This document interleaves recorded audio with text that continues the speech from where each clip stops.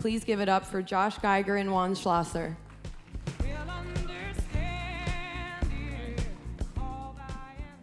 Hey.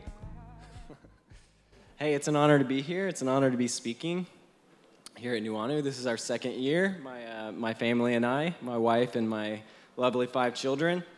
And it's just we have the great honor and pleasure to be able to present and speak about philosophy and science that we apply to our work and that we live in our own lives every day. So here we are, we're ready to go. Okay, so the name of our talk is simply Fractal Architecture. And so I start this talk with a question. What is a fractal? A fractal is something that is self-similar at all scales, meaning however far you zoom in or however far you zoom out, you find the same fundamental pattern, the same fundamental geometry. A great example of this is a cabbage or a head of lettuce, where you have the smaller leaf perfectly embedded in the larger leaf, all the way to the smallest scale, and it resembles the largest leaf. And so in this talk, I want to hopefully impart to you about why it's so important for us to design our own lives, our own structures, our own agriculture, our own foundational and infrastructure type systems as a fractal to nature, to the greater cosmos. So the first part of the talk is going to be called Introduction to Universal Energetics. We live in a universe. We live in an ocean of electrical charge. Sometimes this charge is more dense, sometimes it's more rare, spiraling clockwise, spiraling counterclockwise.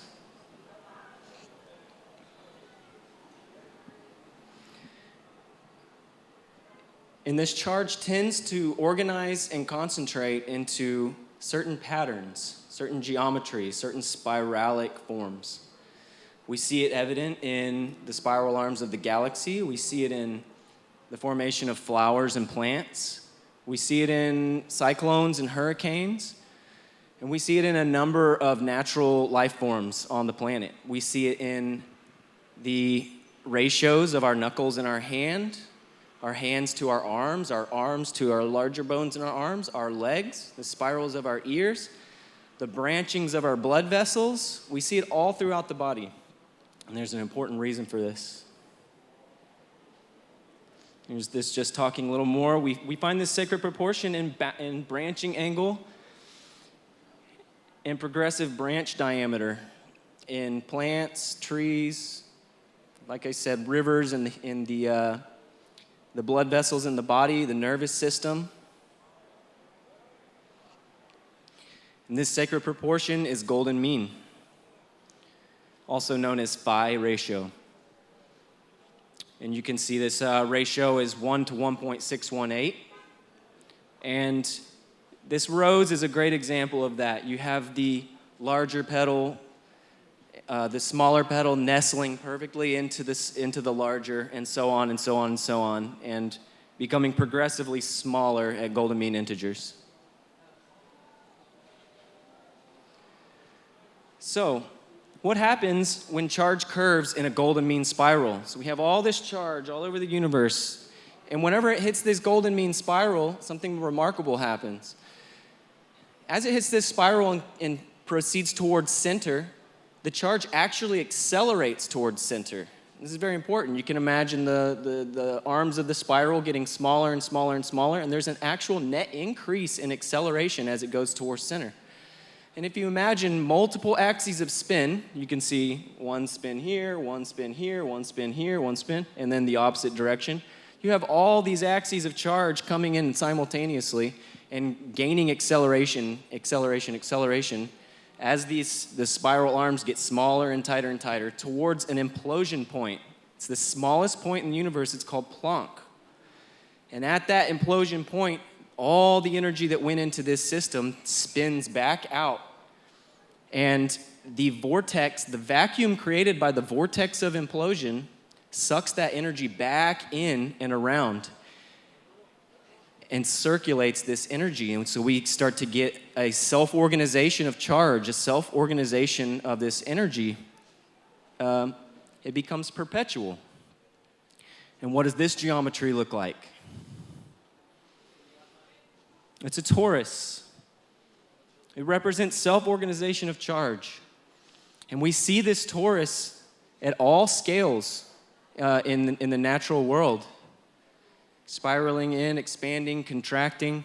We see it at the atomic level. We see it in the electrical field around cells. We see it in organ systems like the heart and the brain. And we see it in our body. There's actually a weak electric field around the body that resembles a torus in the human body. We see it in planetary bodies, solar bodies, stars, solar systems, spiral galaxies, this sort of thing. This is another example of a fractal. And this torus is a fundamental geometry in all of nature.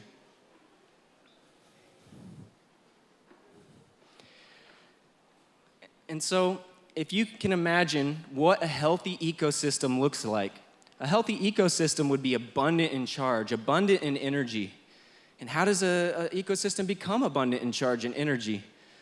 Well, all the cells that make up all the plants, that make up these root networks that are interacting with the mycelium and everything, are made up of trillions and trillions of tiny little electrical fields called tori. And so collectively, all these trillions of cells, these toric cells, make a plant that has a larger toric body that all these little tori fit perfectly into, like a fractal. And then you can see that the same thing's happening in the trees and the animals and everything. And so collectively, as a forest, the forest even has a toric field, a very large-scale toric field.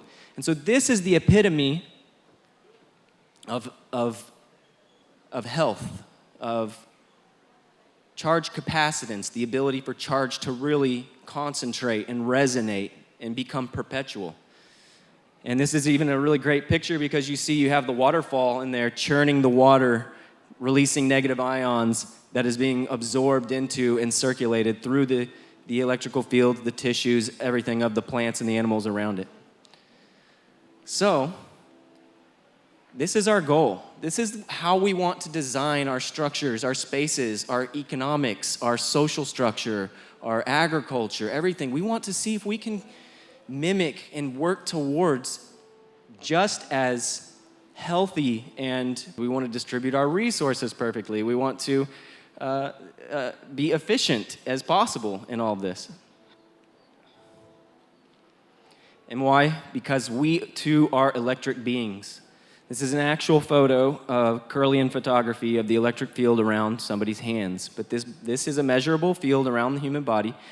And humans require sufficient charge in their cells and their organ systems and their whole bodies in order to have health. And whenever a person becomes depleted in charge, an organ system perhaps becomes depleted, we experience disease.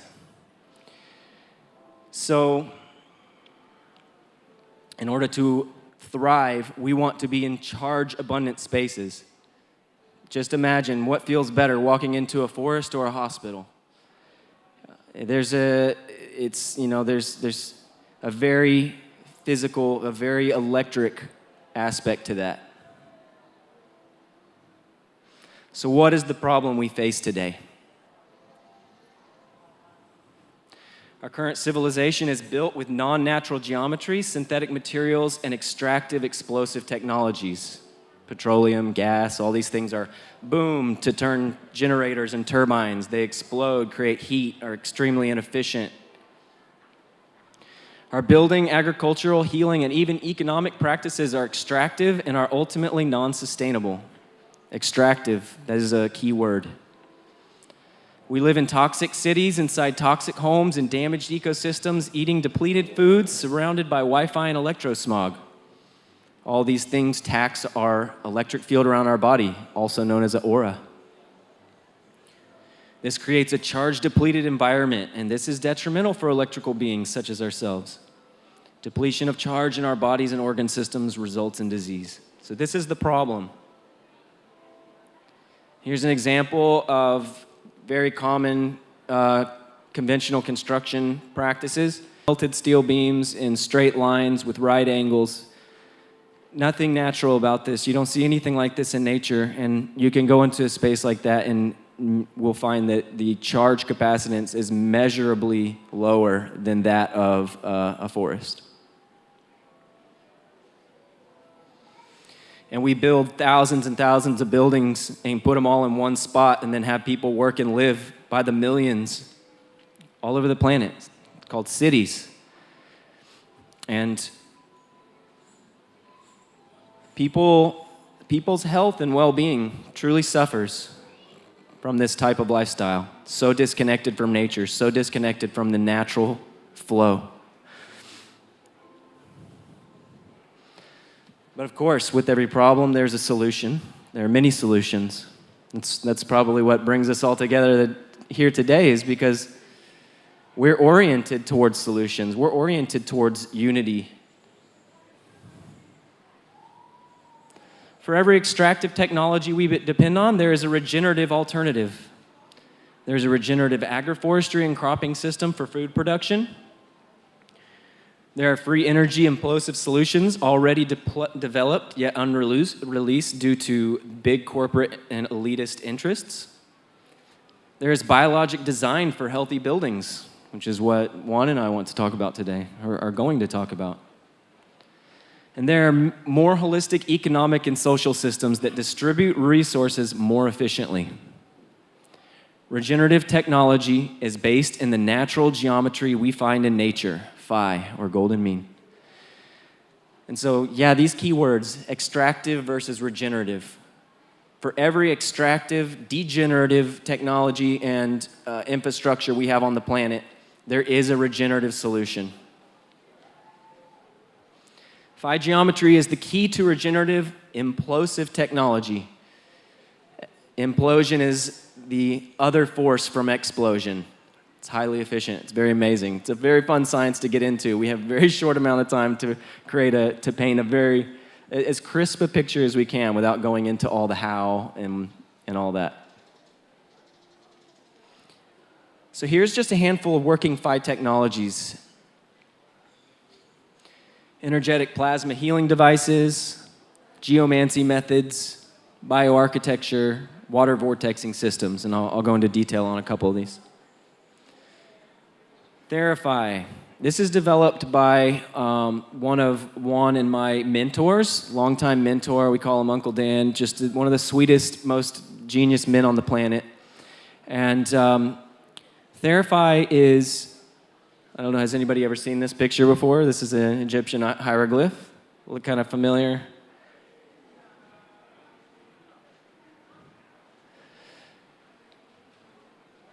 And the way that this works is electrical charge at high voltages put through an inert gas that creates this plasma. That's the definition of plasma, and is built with phi geometries. Creates two vortexes that meet in the middle, causing phase conjugation, and creates a regenerative field. And they've found this is successful in 23 countries. It has countless testimonials. Of course, they can't make these kind of claims, heals this, heals that. But they have countless testimonials about massive pain reduction and even great success in healing some of the most challenging diseases on the planet.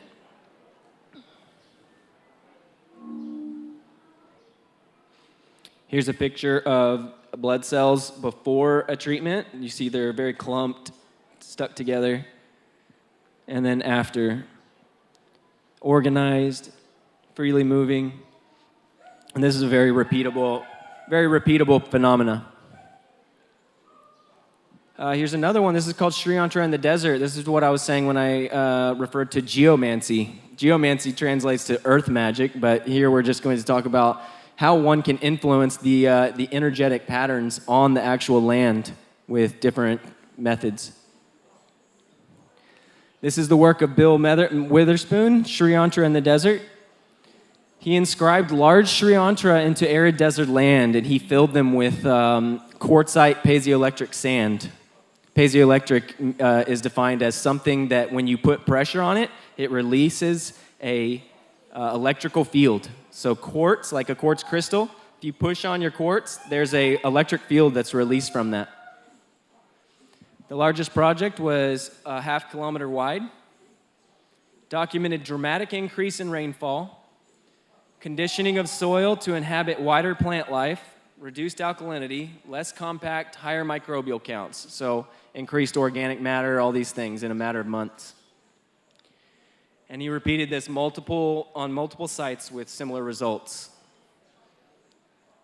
And so you can kind of see, this is one of the problems with some of these old guys is they do these incredible works, but then they take terrible photos.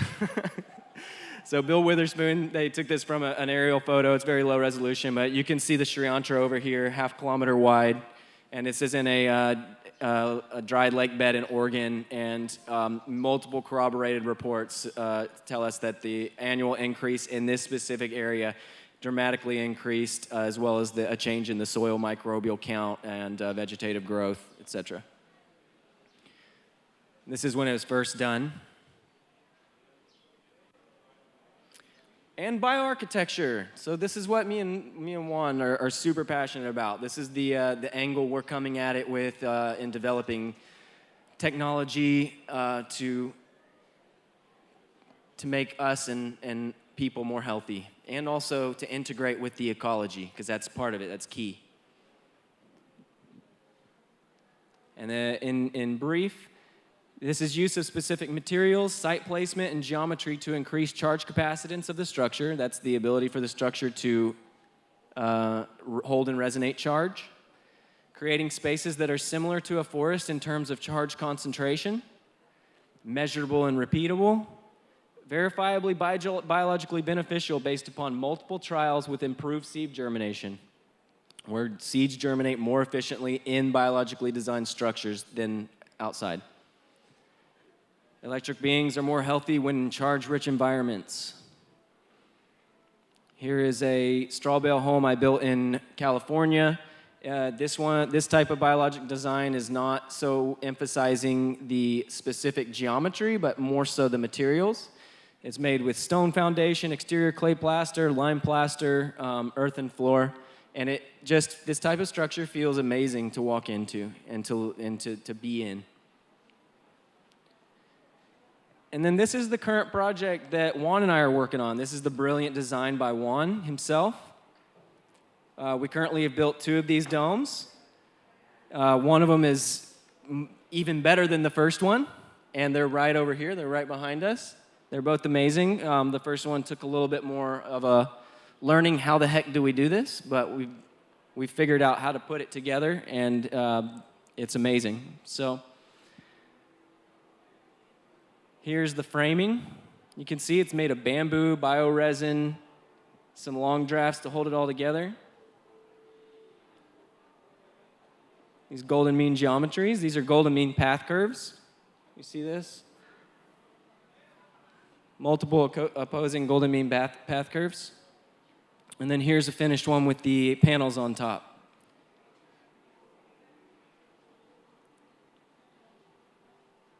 It's a temporary top window until we get the official one done. Keep the rain out for now.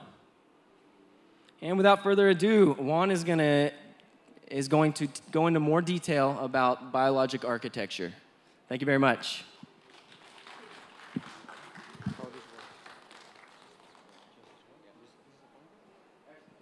Hello, everybody here.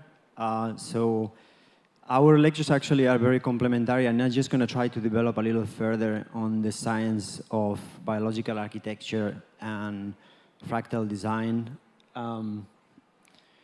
So let's get right into it, because we have lots of slides and not a lot of time.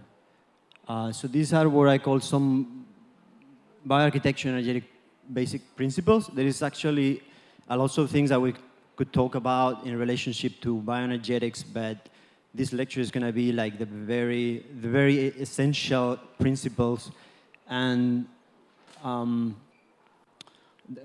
Josh was talking about Dan Winter as one of the fathers of bioarchitecture, so we think that Professor Philip Callahan is actually probably the grandfather of it, and he was an electrical engineer. He was also studying insects and antennae and the way subtle energy will transmit throughout nature in between plants and animals and insects. He was also researching ancient architecture and pyramid structures. So he did something that is very interesting to describe what actually happening in a structure when you think about health and how architecture could influence human health. So what he did basically is he was studying the field effect of trees. So he was looking at trees, and he will take, because he was a radio engineer, he was able to understand how to spectrum analyze very, very weak signals. So he took his antenna, put it into a tree, and then he spectrum analyzed the subtle electrical field that is emanating from the tree. And he basically found that there was a series of frequencies that you could find in the electric field of the tree. And he figured that these frequencies were actually what is called the Schumann harmonic cascade, which is commonly known as the Earth frequency. So it's a primary frequency, 7.8 hertz, but also a number of series of harmonics. So he realized that you could actually diagnose the health of a tree by understanding how efficiently that dielectric antenna, fractal antenna, meaning the tree, was able to actually capture this Schumann harmonic cascade. So by doing that, he understood the electrical nature and energetic nature of all living things. Moreover, he had the intuition that this maybe might play also a role in certain types of architecture, and why certain people will maybe live very healthy lives when they were staying or living in these structures. So he went to a village in England where it was known that people were living very long periods of time, potentially over 100 years. And then he did the exact same thing he did with the tree. He took there his spectrum analyzer and analyzed the subtle energy field coming from, in this case, not the tree, but the building. And he realized that the Schumann harmonic cascade was also very present in that structure. So he concluded, or he thought, that this probably will have been a very influential factor of why people in these buildings were living so long and have such a healthy lives.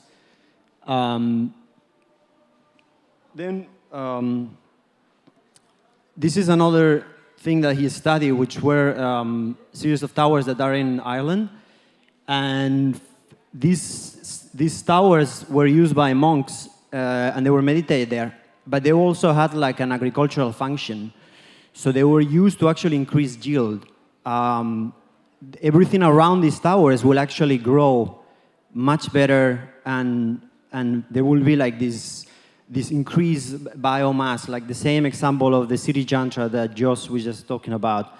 And then he was studying these structures, and you see this kind of corrugated section. So these are like, it's like a waveguide, and it will have like a specific frequency. So according to him, these particular towers, they were not necessarily designed for the Schumann harmonics, but they were capturing radio waves that will come from the cosmos. So the way this antenna will be tuned will be by filling up the bottom with sand. So you essentially will change the frequency of the dielectric antenna, and then will hit resonance. The monks will actually sense this intuitively, and they will know that this dielectric antenna was actually in tune, and it will be actually to perform as an energetic device that will create this living energy that will emanate and flow throughout the landscape. So I would like to go deeper into this idea of Philip Callahan and explain a few things about how this take place and a few details of how this science really works. So again, the Schumann frequency is actually formed by a cavity that exists in between the ionosphere and the surface of the planet. So that has a wavelength. That wavelength is 7.8 hertz, and then it creates a whole series of different harmonics. And those harmonics also have a golden relationship. So why the Schumann frequency is so important for living things? So one of the reasons is because throughout the evolution of biology, we've always been bathing in these frequencies. So our body is designed to be in these electrical environments. And these are natural environments.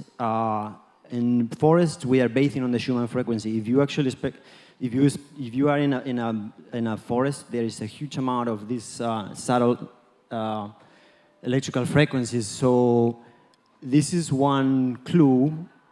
When astronauts go to space, when they fly out of the surface of the Earth, in the beginning they were actually getting they were getting sick. They would suffer a whole bunch of different health issues just because of the fact that they were separated from the surface of the planet. So the scientists, they figured out that you could carry with you something called the Schumann frequency generator. And a Schumann frequency generator is just an electronic device that produces the Schumann frequency artificially, and that they will solve this problem. So this tells us why and how it is so important for us to be in the presence of this subtle energy. Another clue that we can find is the experiments of Lou Montagnier. So this is down here. His experiments are amazing, and you can conclude so many things out of what he does, because DNA was spontaneously generated out of information that was carried by water. But one of the fundamental keys for the experiment to actually work was the Schumann frequency. So there is something about DNA replication which is driven by the Schumann frequency. We can then understand that these frequencies are so important for us. So in order to understand how a building is able to harness these Schumann harmonics, we can see the atmosphere and the surface of the Earth like a capacitor. It's basically a spherical capacitor. So capacitance exists in between any electrical potential, and that's the atmosphere and the surface of the Earth. So any dielectric material that we place on the surface of the Earth eventually will behave in the same exact way that a capacitor will behave in all our electronics. So, a tree, forest, an entire ecosystem will be a living capacitor. A building will also be a capacitor in the exact same sense. So materials. Why materials are so important in the context of the Schumann harmonics? Sorry, is because only certain types of materials can actually be capacitive. Normally, natural materials, which are produced by nature herself, have these capacitive properties. This is why they are capacitive, because they are designed as well to harness these frequencies. So there is certain property of dielectric materials, and this is getting a little bit technical, but is what is called dielectric constant. So the dielectric constant is the property of a material to store dielectric flux. So the greater the ability of a material to store a dielectric flux is, the greater the dielectric constant of this material. So again, natural materials versus unnatural materials. So natural materials will always have a very high dielectric constant versus something artificial, synthetic, made in a natural artificial process, will always create a type of a structure that it could be dielectric, but because of its inner coherent structure, wouldn't be able to store capacitance very efficiently, and therefore will not be an optimal material to actually build your house with. So another factor that will influence the ability of a building to amplify and store this dielectric charge will also be the shape. So for example, trees are fractal antennas, dielectric antennas.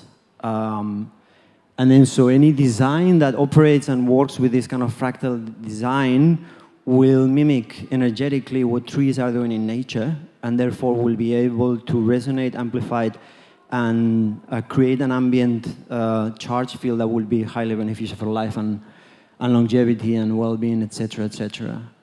So there is another interesting concept of what so-called dielectric resonators. So in electronics, there is this little ceramic electronic components that are able to reflect dielectric charge, and in the same way that you know, in a room or in a dome, acoustic energy will be able to resonate and be amplified. In dielectric resonators, dielectric energy can be resonated and amplified as well. So when we use certain shapes, we are capable of, in architectural design, we are capable to amplify these subtle energetic fields. And we can see these being used highly throughout the ancient world. This is actually a picture I took in Egypt, and this is the Holy of Holies, which is right here. So you can see the fractal design here, like you have the outdoor, and then there's the same shape, and again the same shape and multiple shapes all around it. So these will the apex and the critical mass of charge will build up in that exact point. If you actually notice, this temple have the geometry of the human body. So it mimics the human body as it's the most sacred of all. So that's why they mimic the human anatomy. And this is done throughout Egypt in so many ways and so many forms. We don't have enough time to talk about this in this lecture, but it was the design principle that the ancients were using everywhere in so many different design temple designs throughout the ancient world. Measurements. I'm talking about all of these. Are we able to actually do this today? Can we replicate this work from Callahan, and are we able to do this? So yes, it is absolutely possible. We actually collaborated with Dan Winter in developing a software. We actually feed him with data, measuring spaces in order for him to fine-tune. So we did the beta testing of the app. And this app essentially uses EEG headset, which also measures the weak electrical field of the brain. And then by using this hardware, which is called the Muse, it's connected to an iPad. And there's an app that can be used for measuring brain waves, but it can be also used for measuring the subtle electrical field of spaces. So it's called Sacred Space. And so we created this document. It's like 80 pages of measuring all these different environments. I took personally so many of these measurements just to actually understand this principle. I really experienced it. The fascinating thing, we went to this place. This is one of our projects in Shambhala Islands. It's called the Widi Islands. This place is so remote. There's 104 islands there in the middle of the ocean. There's no electricity whatsoever. So it's the most pristine environment to be able to take this environment. I gotta say, when you try to measure a tree in a normal environment, there's so much electromagnetic pollution that it's really difficult to actually get any clear measurements of what's really happening. But here you can see very clearly, this is the spectrum analysis of the tree. So this is the amplitude, and this is the frequency. So these are the Schumann harmonics, all these lines. And there is no electricity on this place. So it is clearly the Schumann frequency in the tree. So this is some of our designs, structures that we already built, and then we were actually using these buildings to, to perform these experiments and really prove this concept. So here is one of the structures. We're actually doing a comparative study, so we're measuring normal structures, concrete buildings versus biologically designed bioarchitecture structures. So we were not just using spectrum analysis, we're also using A device called the GDB, gas discharge visualizations, developed by Dr. Korskov. And he has a device that takes these graphs and basically gives you the energy of the environment. So this is sort of like the control group or the bottom line of the research. That's the house. This is biogeometry. I don't want to go too much into that, but there's another way of measuring solar energy in spaces. And this is seed germination, and this is the spectrum analysis. So I'm just going to go through it quickly because we have a lot of slides. This is one of our concept designs. So this is also another concrete building. You can see how similar the structure is. The seed germination is also very, very similar. And then here we go to one of our spaces. You can see the difference of energy is already quite substantial, and also the seed germination. The spectrum analysis, yeah, you have some more Schumann harmonics. Isn't very clear again because of the immense electromagnetic pollution that is actually everywhere. More of our design work, and this was the top of the line. Like, you can see the amount of energy here is like maybe 100 times greater than a conventional concrete building. And the seed germination was like, the root system is developed exponentially in comparison with the other tests. You can see these graphs and the difference, and this is the structure that we're talking about. And also the Schumann harmonics is more present here. Here you can see, actually, there is a meter here, so you can really see the difference of seeds germination on the bottom versus the top. So let's keep going.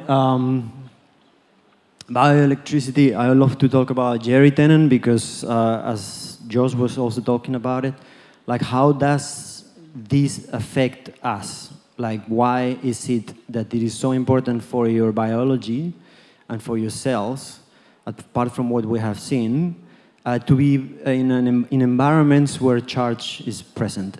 So Jerry Tenen understood that the healthy electrical voltage of the cell is minus 25 to minus 30 millivolts. So when you are sick,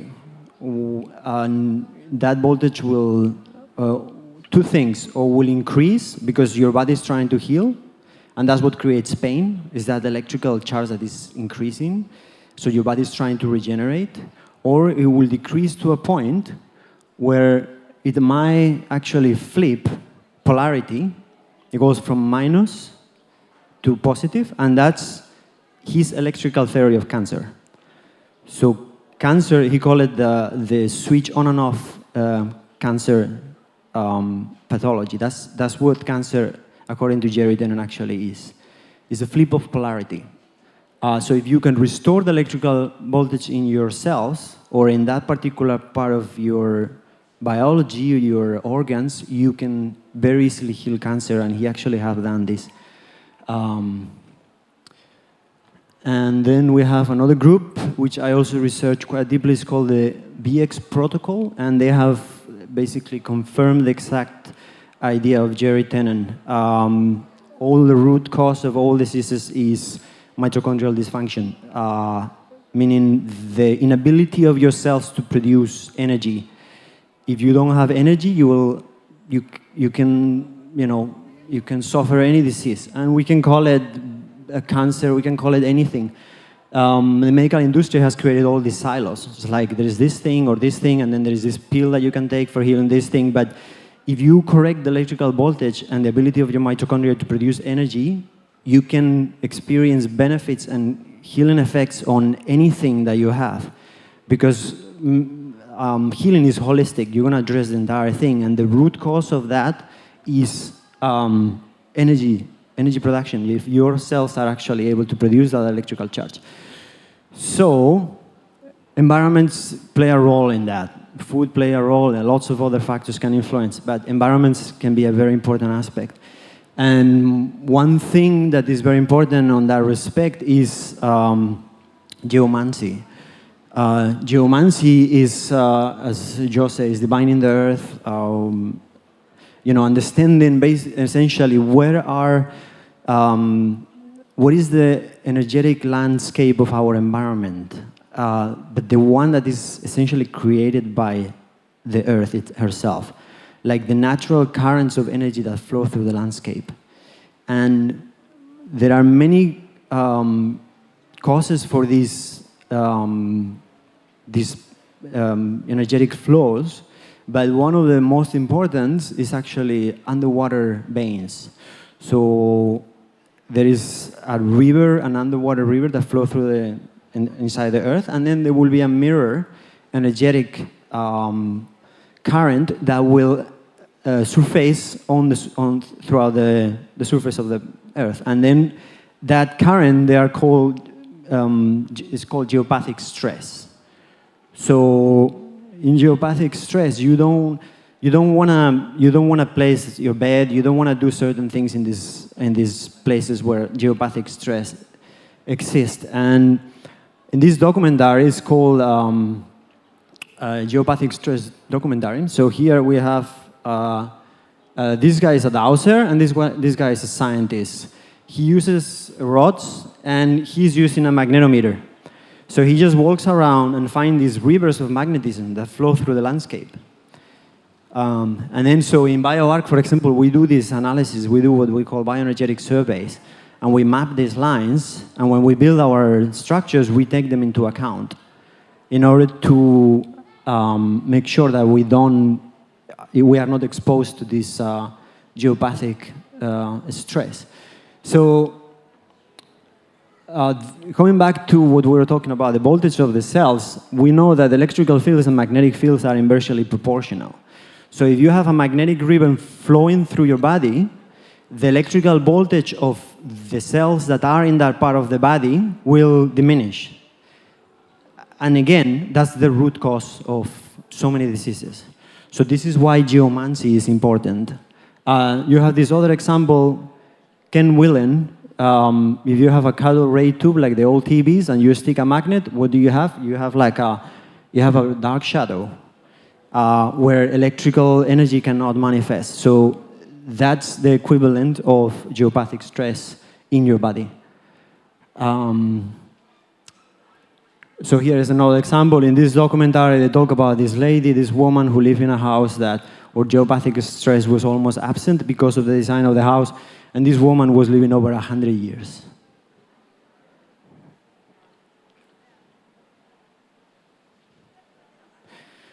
So coming back around, this is all steel. This is the modern way that we figure that we build most of our structures in our time. And we don't see this because it's invisible, it's in the columns and the floor and everything, but this is all steel. So when you're in a modern building and you're separated from the ground, first of all, you will be insulated from the Schumann harmonic cascade because you are disconnected from the earth. Second, you have so much steel around you and so much magnetic fields that this is equivalent to what in geomancy they call geopathic stress. But now it's created by the building you live in. And if there is any electromagnetic pollution, Wi-Fi, cables going around, electronics, you have the equivalent of a very dangerous geopathic stress zone. But it's created by the building itself. So it isn't really a place where people are going to experience a healthy and long life. Another clue here about geopathic stress and energy and is what we call atmospheric electricity. So, interestingly, the driver of lots of these electrical phenomena, including the Schumann harmonics, is actually water, like rain, electrical storms. So this experiment, which is called the Kelvin generator, is essentially, and this is a little technical, but there is two water jets. They're very small, just one water jet here and one water jet here. This is coils that are actually connected electrically in between each other. And then this coil and this coil are connected to these two spherical capacitors so that those two little water streams are actually creating 10,000 volts of energy. This is what's created by the atmosphere, But this is also what's created by the underwater streams of water that flow underneath the surface of the Earth. So when those electrons flow, they create a magnetic current that we call geopathic stress. This is key to understand, and this is the work of Schlosser. He did lots of experiments with Kelvin generators.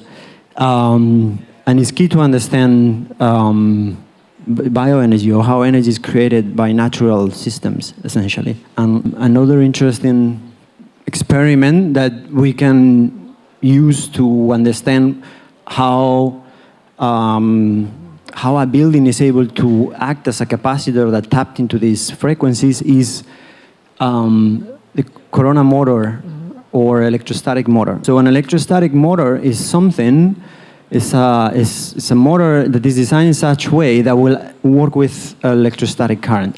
So you take a drone and you send this antenna with one single spike or multiple spikes, and then this antenna will be connected to the motor and then connected to the Earth, grounded to the Earth. So the higher this antenna is into the atmosphere, the greater the electrical potential.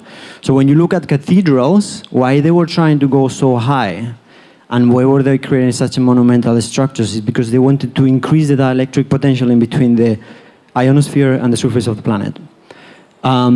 Further, if you increase the number of points and you create a very complex antenna, you can also increase the electric potential because you are able to capture more electrostatic charge. If now you start to stick dielectric shape resonators and multiple layers of geometric patterns that are able to amplify and harmonize this energy, then you begin to create a much more complex form of energy that was what was used throughout the whole ancient world to create what we call sacred space. So this is an example. I found this in internet and I just found it was fascinating. So this is a temple in Cambodia, and you can really see here the action of a temple as a capacitor, accumulating that electrostatic charge, and then at some point it becomes so saturated, and this is interesting, this is the sunset. This is what they call the Agnihotra moment, which is a moment in which the currents of the Earth, in the interaction between the sun and the Earth, those currents basically augment. So if there is a magnetic line or any form of energy that you will have like a crescendo, a peak of energy that will increase in that particular moment.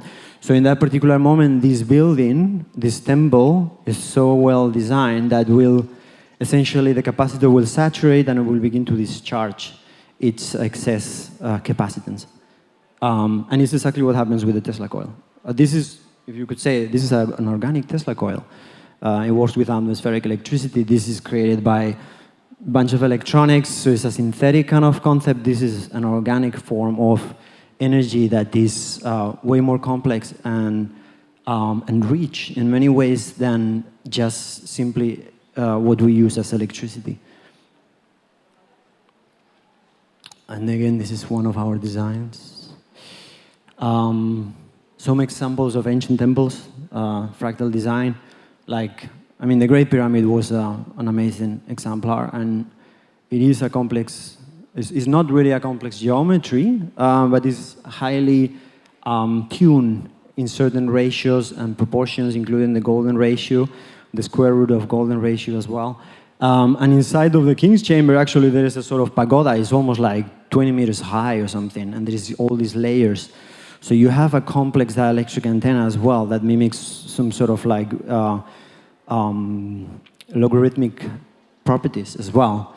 But you can see the evolution of, well, this is also very interesting. This is, the first time I saw this many years ago was on the book of Dan Davison on his Shape Power book, and he talks about this experiment with a friend of his stick a Tesla coil inside of a pyramid, and then they did this long time exposure of this thing, and then you have this sort of like torsional electrical field that develops inside of the pyramid. So the pyramid is a projector of energy, and this is what we can kind of see here. But yeah, moreover, you can see like kind of sort of the evolution of temple design throughout the ancient world, like how they were using a pyramid, but in this case it's slightly more like a dome, a pyramid hybrid, something in between. And then there is these extensions that come out, which are a fractal of the central part. So there is these self-resonant properties that the different members of the structure are actually sort of like resonating and oscillating in between one another. So in my opinion, it's a more sophisticated, in a way, fractal dielectric antenna. And you have these phenomenal structures like Angkor Wat that were like a living example of this kind of principles. This is one of our designs. This is the, we use some metal here because this is the anode. The anode means the positive electrode of the building, and many ancient buildings were doing this as well. And again, going back around with the concept of fractal dielectric antennas in the natural world. Trees are a perfect example of this concept, and they are actually very similar to what you might have heard of the work of Wilhelm Reich on organ accumulators. So it's sort of like a multi-layer fractal, fractal capacitor, or logarithmic capacitor, if you will, that that converge towards the center. So this is the same thing that happening in between the different layers of the rings of a tree. So you have this alternation of capacitive and more conductive layers moving towards the center. And there is also, this is an asymmetrical capacitor.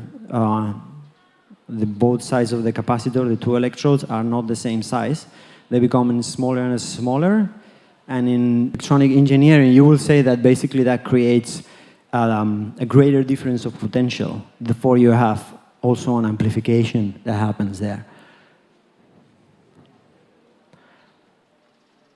And, okay, so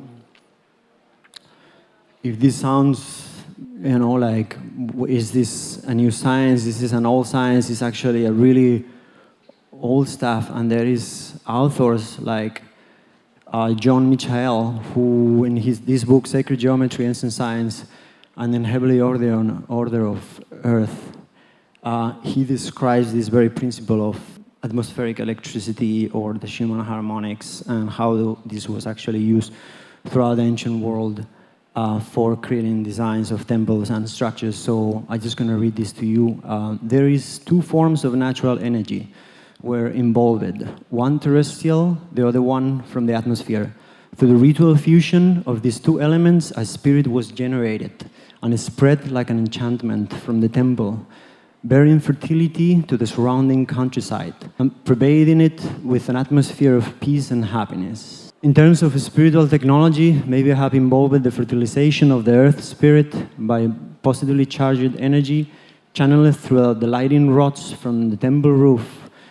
In the Old Testament chronicles tell of life-giving streams that rose beneath the temple and flowed toward the four corners of the earth.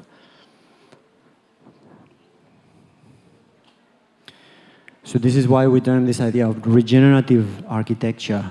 When structures are designed from the realization of the intrinsic energetic aspects that exist throughout the whole of nature, we will naturally re-enter into a regenerative symbiotic relationship with our environment, thus revealing the ultimate purpose of bioarchitecture. So we're talking about regenerative technology, how we can regenerate our bodies and live healthy lives, but also how we can regenerate our environment and create life-affirming field effects that will reverberate through the entire landscape of our communities, our towns, our spaces, and it will also go back to nature. It will help nature to also, we give back to nature by creating structures and buildings that operate and work with these kind of principles. So, thank you very much. That was the end.